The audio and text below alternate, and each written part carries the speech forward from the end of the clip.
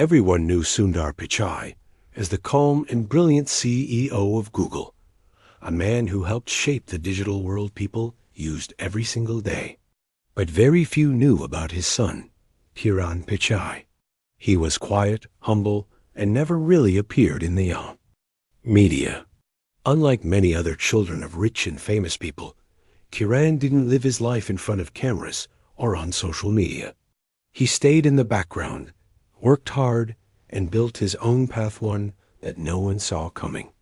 Kiran had always loved computers. Even as a small child, he would spend hours playing with coding puzzles instead of video games. His mind worked differently.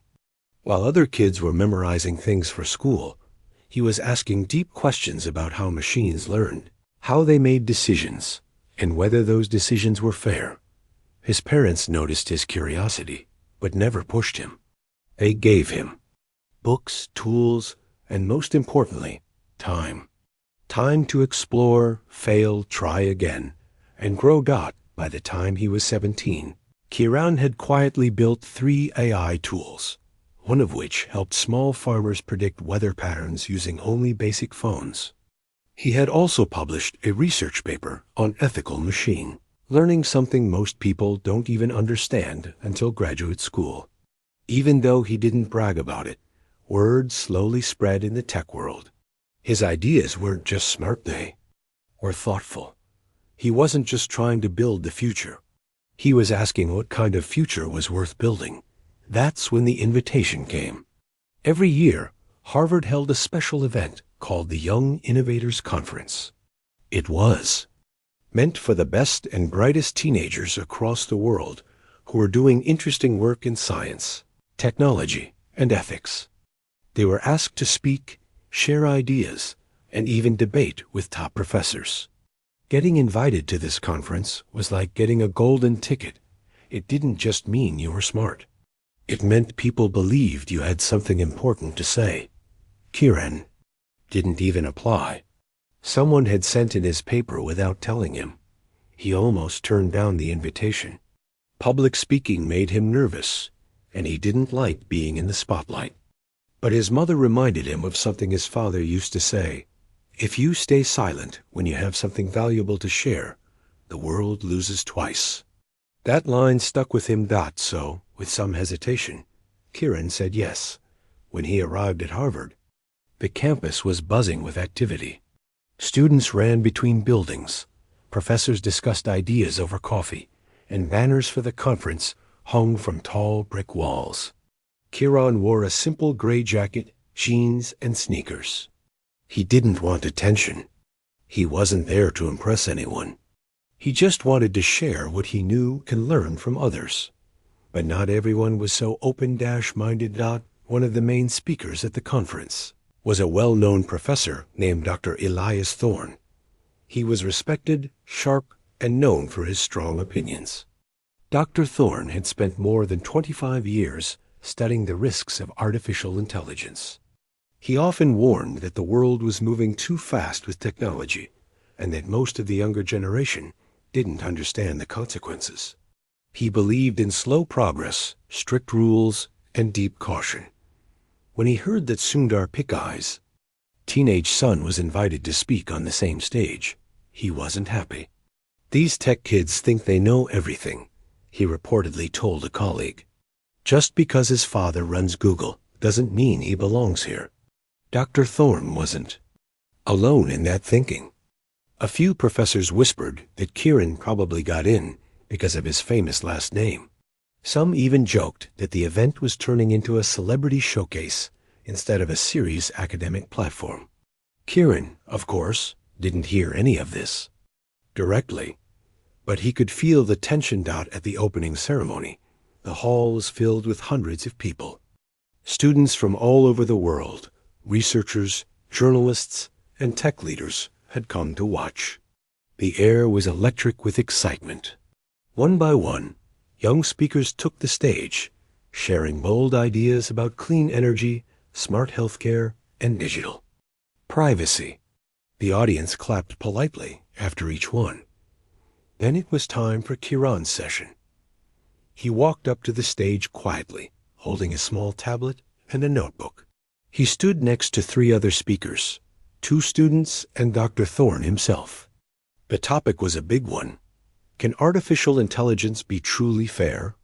Kiran's heart beat faster. He looked out at the sea of faces, the bright stage lights, and then glanced at his notes. He took a deep breath. He began by telling a story, not about machines, but about people. About a small town in India where farmers were losing crops due to sudden weather changes. He spoke about how data, if used correctly, could save lives. Then he asked a question that made the room pause. If a machine makes a decision that hurts someone, but no one understands how that decision was made, who do we hold responsible? He didn't use big, confusing words. He spoke clearly, calmly, like someone having a conversation with a friend. And the more he spoke, the more people leaned in to listen. But then came the moment as Kiran began explaining one of his AI fairness models, a tool that could detect and correct biased decisions. In hiring systems, Dr. Thorne interrupted. "That's a lovely story," he said, smiling coldly, "but you're describing an ideal world. One where everything works perfectly. We live in the real world, young man, and your model, it's a polished dream. A theory built on assumptions." The room grew quiet. Kiran blinked. For a second, he felt like he had been punched not physically, but in front of everyone. But instead of getting nervous or angry, he took a moment. He looked down at his notes, then back at Dr. Thorne. "With all due respect, sir," Kiran replied gently, "the real world doesn't get better by accepting its flaws. It gets better when we try to fix them. And assumptions, when made transparent, can guide better models, not perfect ones, but fairer ones." He then pulled up a live demo on his tablet.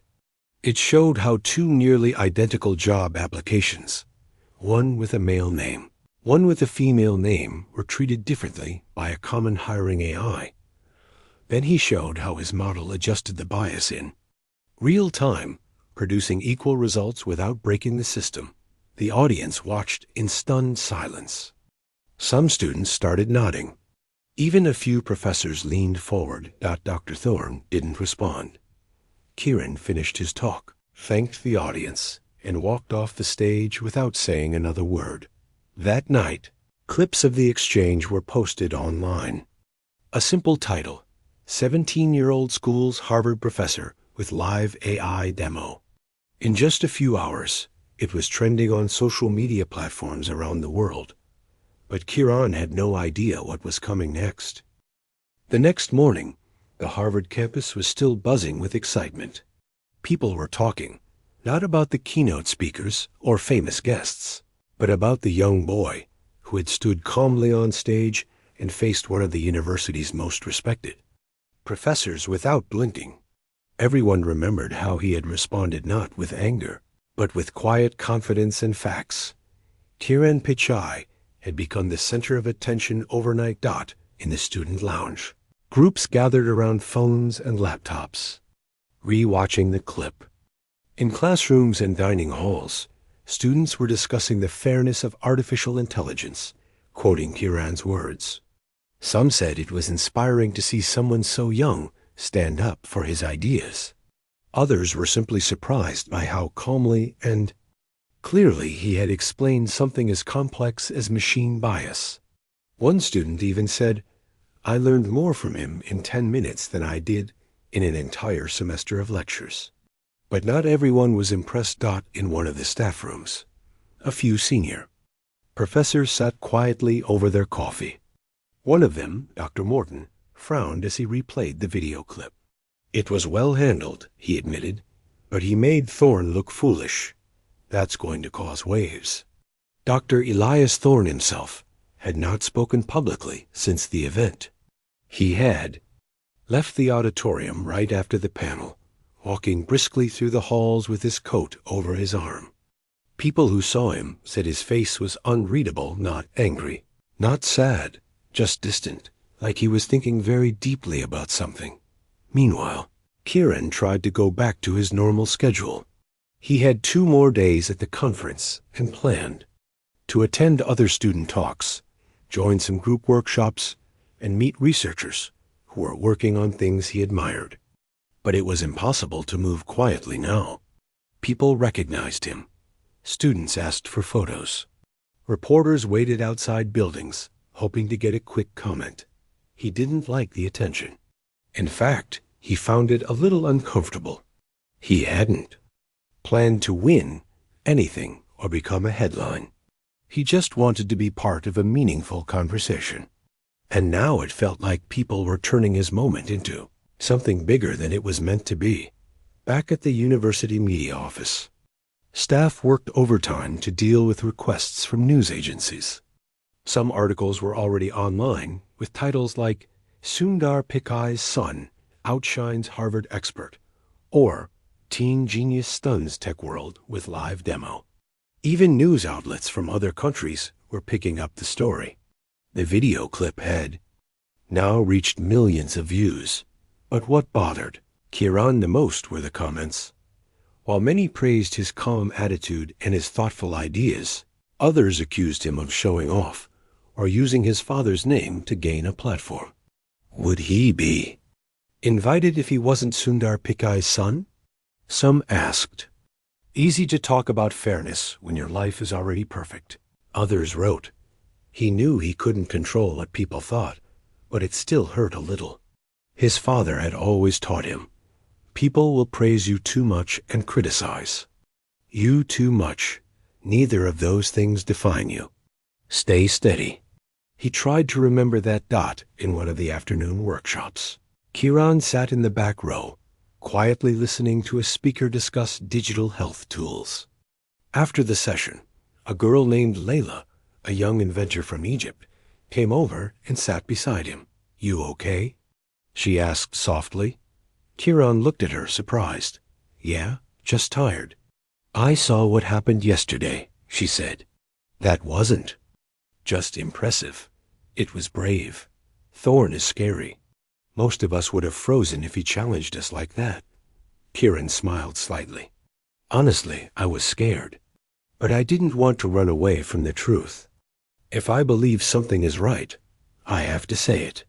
Even if it's hard. Layla nodded.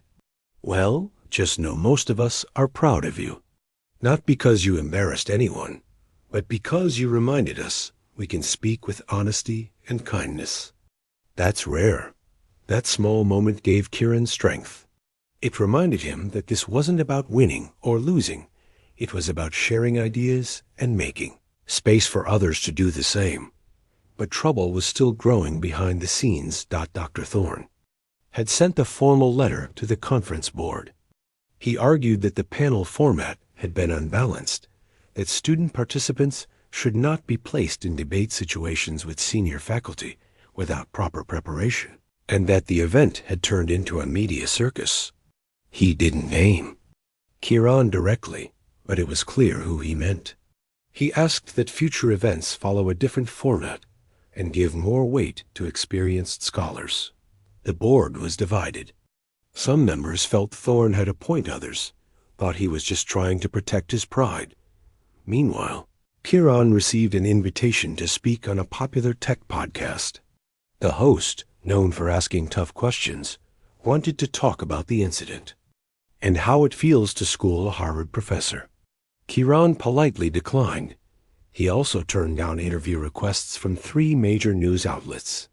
In his reply, he wrote, I appreciate your interest, but I'd rather let the work speak for itself. Instead, he spent the evening writing something. Not for the press, not for the public, but for himself. A simple reflection, titled Notes on Fairness, Fear, and Listening. It wasn't long, just a few paragraphs about why he had created his AI model, what fairness meant to him, and how disagreement should never be about who's louder, but who's more honest. He posted it quietly on a personal blog that very few people knew about. But by the next morning, the post had been shared hundreds of times, then thousands, and tens of thousands. Readers were touched by its tone, gentle, thoughtful, and humble. There were no attacks, no complaints, no pride. Just a young man trying to make sense of the world around him and hoping to make it better. Surprisingly, that post reached someone very important, Dr. Thorne himself. Sitting in his quiet office filled with books and papers, the professor read Kiran's words carefully, slowly, twice. He stared out the window for a while. Then, without telling anyone, he opened his computer and began writing something of his own. By the time the sun rose on the third day of the conference, the story of Sundar Pichai and Dr. Thorne had already traveled far beyond the walls of Harvard. All across the internet, people were sharing the video clip from the panel discussion. The moment when the professor interrupted and the calm way Kiran responded had been turned into short videos, reaction threads, and even animated explainers. It was everywhere from Twitter to YouTube to the front page of tech news websites. Some were calling it the moment of the year in education. Others said it was a sign that the new generation of thinkers had arrived and that they were ready to challenge old systems. Still, some argued that it was wrong to cheer when someone was publicly corrected, even if the correction was polite. They believed the story was being blown out of proportion. But whether people supported Kiran or not, one thing was clear. Everyone was talking about him. One news article had the headline, Google CEO's son silently redefines tech ethics. Another one read, when a teenager taught Harvard a lesson in respect. Bloggers praised Kiran's grace under pressure. Tech leaders reposted his blog, calling it mature beyond his years.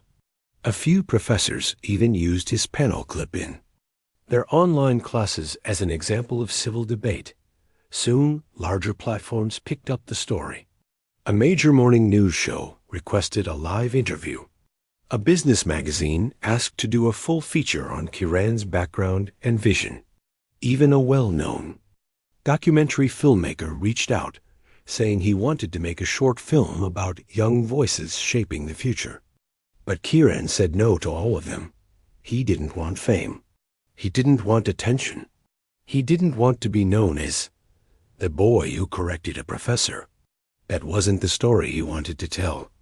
Instead, he focused on finishing his remaining sessions at the conference.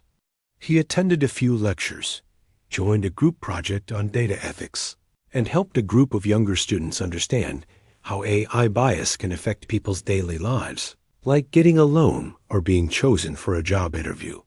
He stayed quiet, kept his head down, and just kept learning. Meanwhile, his blog post was making waves in unexpected places. In a university across the world, in Tokyo, in Lagos, in Snow Polo students and teachers were reading Kiran's words. They discussed them in classrooms and seminars. Some students said his message gave them courage to speak up in their own schools, where they had once felt too young or too unheard to challenge their seniors. Kiran had no idea his words were touching so many people. But back at Harvard, something unusual was happening. A few faculty members had begun to reflect more seriously on what had taken place. It wasn't just about a student standing up to a professor. It was about the way he did it, with respect, with facts, and with the courage to stay calm under pressure. They began to wonder, had they made it too hard for younger voices to be heard? Had they been too quick to judge someone because of his age or his family name? One senior professor, Dr. Lin, who had taught ethics for 30 years, said in a meeting, this wasn't a fight. It was a wake-up call. The world is changing. If we don't learn to listen to new minds, we'll miss the future being written right in front of us. Then something happened that no one expected. Dr. Elias Thorne, the same professor who had questioned Kiran, on stage published a short letter on his university webpage. The title was simple, On Learning from the Young. The letter began like this. In a world that moves fast, and in a field like artificial intelligence where the stakes are high, it is easy to believe that wisdom only lives in experience. But experience must make room for curiosity. especially when it comes with honesty and skill. He didn't apologize directly, but his message was clear. He praised Kiran for staying respectful, for using real data, and for showing what he called intellectual humility, the ability to speak truth without pride. He ended the letter with a surprising invitation. I believe our conversation should not have ended on stage. I would be honored if Kiran Pichai would consider continuing this dialogue in the form of a co-authored paper on the ethical limits and possibilities of algorithmic fairness. The university website where the letter was posted almost crashed. From the number of visitors, students stared at their screens in surprise. Was this the same Dr. Thorne who had challenged Kiran so strongly just 2 days ago? It was, and his tone had changed completely. When Kiran saw the letter, he read it twice. Then he closed his laptop and sat quietly for a while. Later that evening, he sent Dr. Thorne a short reply. Dear Dr. Thorne, thank you for your kind words. I believe honest disagreement can lead to great understanding, and I'm honored to continue the conversation. Let's build something useful together. That was it. Simple. No ego. No victory speech. Just a student ready to learn more. And to work with someone who had once doubted him. News of the unexpected collaboration spread quickly. It became another trending topic online. People from all walks of life shared their thoughts. One tweet said, "This is what growth looks like, from both sides." Another said, "A professor listened. A student stayed humble. This is the future I want." Even Sundar Pichai, Kiran's father, posted a short message, proud not just of my son's ideas, but of his character. The future needs more conversations like this across generations, with mutual respect. Kiran didn't say much publicly after that. He went back to his quiet routine, reading research papers, building tools, and replying to a few messages from students who had been inspired by his work. But something had changed. He was no longer just Sundar Pichai's son. He had become a voice in his own right, a young thinker who had shown the world that true strength is not in how loudly you speak, but in how deeply you think. And without meaning to, Kiran had started something bigger than a conference debate. He had started a movement of listening, questioning, and building bridges between the old and the new. After the letter from Dr. Thorne, the entire atmosphere around the Young Innovators Conference seemed to shift. The attention on Kiran Pichai wasn't just about the moment he'd had with the professor on stage anymore. It wasn't just about the debate or the viral video that had spread across social media. What had started as an exchange of ideas had turned into something much bigger, a larger conversation about how the world should approach knowledge, growth, and the intersection of the old and the new. In the days that followed, people were no longer just asking about Kiran's background. They wanted to know what he truly believed about technology's role in society. What did fairness in AI mean to him? What were his thoughts on its impact on human rights? How could young minds like his contribute to shaping an ethical future in tech? Kiran didn't have all the answers. In fact, he knew he barely understood the full weight of the questions being asked. But one thing he did know for sure was this: the world was changing, and the way people communicated, debated, and learned from each other needed to evolve with it. He spent the following weeks in a kind of quiet introspection. At the back of his mind, there was a thought that kept returning, something his father had often told him growing up: the truth can be uncomfortable, but it is always worth pursuing. He realized that his exchange with Dr. Thorne wasn't just a victory. It was an invitation. An invitation to go deeper, to challenge not just others, but himself as well. He continued to work on his AI fairness model. He revised the algorithms and improved their capacity to detect bias in hiring systems and loan approvals. But now, he was also asking bigger questions. What happens when algorithms shape our lives in ways we can't see? How do we make sure they don't favor one group over another, even unintentionally? These were questions that didn't have easy answers, but Kiran was determined to find them. His quiet work didn't go unnoticed, though. A few months later, Kiran received an unexpected email. It was from Dr. Thorne. The subject line was simple. Next steps? The email read, "Dear Kiran, I've been thinking a lot about our conversations and your work on fairness. You've shown me that the future of AI will not be decided by people like me, who hold on to old frameworks, but by young thinkers like you, who have the courage to ask difficult questions. I would like to continue our discussion, not as adversaries, but as collaborators. Would you be willing to meet and discuss how we can move forward together? Sincerely, Dr. Elias Thorne." Kiran read the email several times. It felt surreal. A professor who had publicly challenged him, who had once doubted his ideas, was now offering to work together. But Kiran knew this was more than just a professional opportunity. It was a chance to bridge two worlds, a world of experience and a world of new perspectives. He quickly replied, "Dear Dr. Thorne, thank you for reaching out. I believe this is the kind of collaboration that could make a real difference. I'd be honored to meet and discuss how we can take this conversation further. Let me know when you're available, and I'll make the time." Best, Kiran Pichai. Within a week, Kiran and Dr. Thorne had set up a meeting. It took place at a small cafe near Harvard University, a neutral ground where neither man would feel like they were in charge. When they met in person, Kiran was struck by the way Dr. Thorne looked. He wasn't the angry, defensive professor he had been on stage. Instead, he seemed more like a person who had undergone a shift, a change in perspective. They spoke for hours. Kiran shared his vision for AI fairness, explaining how small biases in algorithms could snowball into significant societal issues, such as discrimination in hiring or loan applications.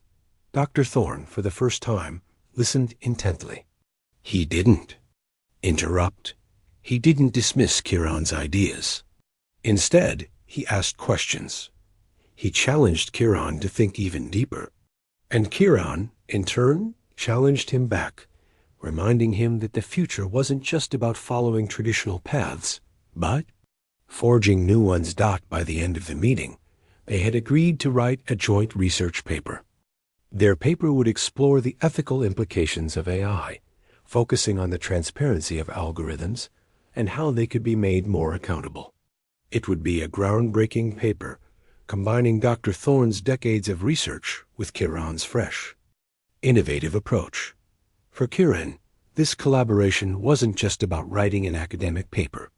It was about showing that different generations could work together, that different ideas could coexist, and that the future of technology didn't belong to one group, but to everyone who was willing to contribute, regardless of their age or background. But the collaboration didn't stop there. A few weeks later, Kiran received another surprise. He was invited to a special panel at a major international technology conference. The panel was about the future of AI ethics, and Dr. Thorne had personally recommended Kiran as a speaker. The panel would include some of the world's leading experts in the field, and Kiran was the youngest, by far. At first, Kiran was hesitant. Public speaking still made him nervous. But after speaking with his father, Sundar, who encouraged him to share his voice and ideas, Kiran agreed. The day of the panel arrived, and Kiran stood backstage, looking out at the crowd. The room was full of distinguished scholars, tech industry leaders, and reporters. He felt out of place, almost too young to be there. But when it was his turn to speak, something changed. Kiran stood at the podium and, for the first time, felt completely sure of his message. He didn't just talk about fairness in AI. He talked about the power of collaboration across generations. He spoke about the importance of listening, not just to experts, but to young minds who who had a different perspective on the world. He told the audience that technology wasn't just a tool. It was a reflection of society's values, and if we weren't careful, we could create systems that didn't serve everyone equally. The audience listened in silence, captivated by his words. It wasn't just the content that was striking, it was the way Kiran presented it. He wasn't trying to impress anyone. He wasn't trying to prove a point. He was simply sharing what he believed. After the panel, Dr. Thorne approached Kiran. "That was excellent," he said. "You've come a long way. This is just the beginning." Kiran smiled, but there was no sense of triumph. He didn't feel like he had won anything. Instead, he felt like he had taken another step on a much longer journey. A journey that wasn't just about AI or technology, but about how to build a better world together. And that's when Kiran realized something important. He wasn't just working on AI anymore. He was working on something bigger, a movement to bring people together, to open the door for new ideas, and to show that the future of technology didn't have to be defined by a single group or generation, that it was a future that was still being written, and Kiran knew he wanted to be a part of it, one small step at a time. Months had passed since Sundar Pichai stood on that stage at the Harvard conference.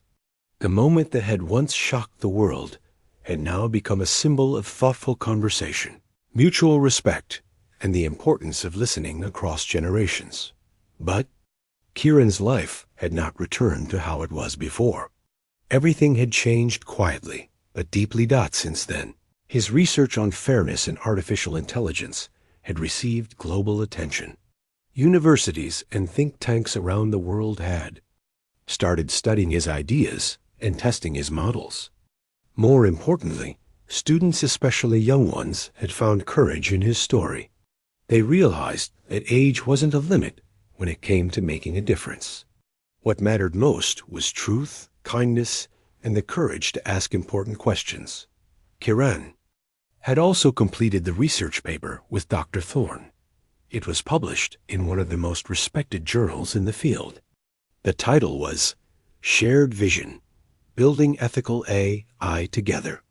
In the paper, both Kiran and Dr. Thorne wrote about their different views and how their dialogue helped shape a better understanding of algorithmic fairness.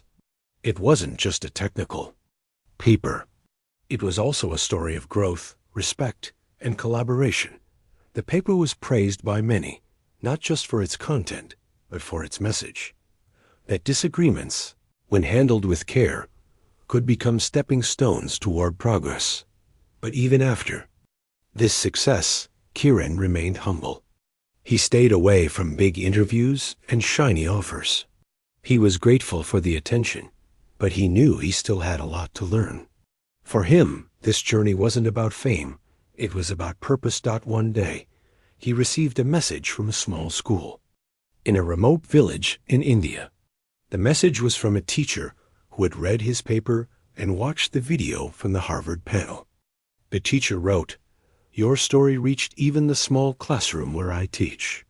My students don't have many resources, but now they believe they can be part of big conversations. You have inspired them. Thank you." Kiran sat quietly after reading the message. It touched him more than any award or recognition ever could. He suddenly understood that the real impact of his actions wasn't in headlines or academic circles. It was in hearts and minds, in small places where hope often hides quietly. This made him think about something he had been planning for a while. He had an idea, a simple one, but powerful. He wanted to create a free online platform where young students, especially from underrepresented communities, could learn about AI, ethics, and the power of responsible technology. He wanted to share his knowledge with others who didn't have the same opportunities he had. He called it Future Fair. The idea behind Future Fair was not just to teach coding or algorithms, but to help young people understand why fairness matters in technology. It included short, simple videos, free tools to experiment with, and real-life case studies where AI decisions affected people's lives. There was also a special section where students could share their own ideas, projects, and stories. When the platform launched, it started small, just a few hundred users. But within 3 months, tens of thousands of students from over 40 countries had signed up. The platform was especially popular in schools that had little access to advanced technology courses. For many young learners, it became the first time they heard about ethics in technology, and the first time someone told them that their voices mattered, and they began to speak up. Students from different parts of the world shared their own mini research projects. One girl from Nigeria wrote about how facial recognition software sometimes misread darker skin tones and what could be done to fix it. A boy from Peru built a chatbot that helped farmers understand weather data better. A group of students in the Philippines created a guide to explain how data bias could affect job hiring platforms. Kiran watched all of this happen with quiet pride. He didn't need to be in the spotlight anymore. He knew that something much more powerful had begun. A movement, a ripple of thought that could grow into a wave of change. Meanwhile, Harvard University invited Kiran back not as a guest, but as a visiting youth fellow. He was now officially helping to advise a new research group focused on ethical AI and education. This time, he wasn't just attending lectures. He was helping shape the questions being asked in those lectures. And perhaps the most surprising moment of all was when Dr. Thorne introduced him at a large university. Seminar. Dr. Thorne stood at the podium and said, "It is rare in life to meet someone who changes how you think, not through anger, not through argument, but through honesty, calm, and care. Kiran Pichai did not just correct me, he helped me grow. And for that, I am deeply thankful." The room filled with warm applause, not because of fame or drama, but because something real had happened, something meaningful. Kiran walked up to the stage with the same calm smile he had on the day of the original panel. He didn't speak long, but his words stayed with everyone. We are building tools that shape the future. But more important than the tools is the heart behind them. Technology must serve all people, not just some. And fairness is not just a feature, it's a responsibility we all share. By now, Kiran had learned something very important. Change doesn't always happen through big speeches or dramatic moments. Often, it begins quietly with a question, a challenge, a single voice willing to speak kindly. Even in the face of doubt. As the seminar ended, a young girl came up to him. She looked nervous but excited. She said, "I want to study AI too, but I don't know if I'm smart enough." Kiran bent down slightly so they could speak eye to eye. "You don't need to be the smartest," he said. "You just need to stay curious and kind. The rest will come." The girl nodded. Her eyes sparkled with new confidence. And in that moment, Kiran realized the journey he had started that day on the stage was not just about technology. It was about people. It was about building a world where listening was more powerful than shouting, where learning was more valuable than ego, and where fairness was not an idea to be debated, but a goal to be lived. He looked up at the campus. Around him, full of history and tradition. Then he looked out at the younger students, full of energy and ideas.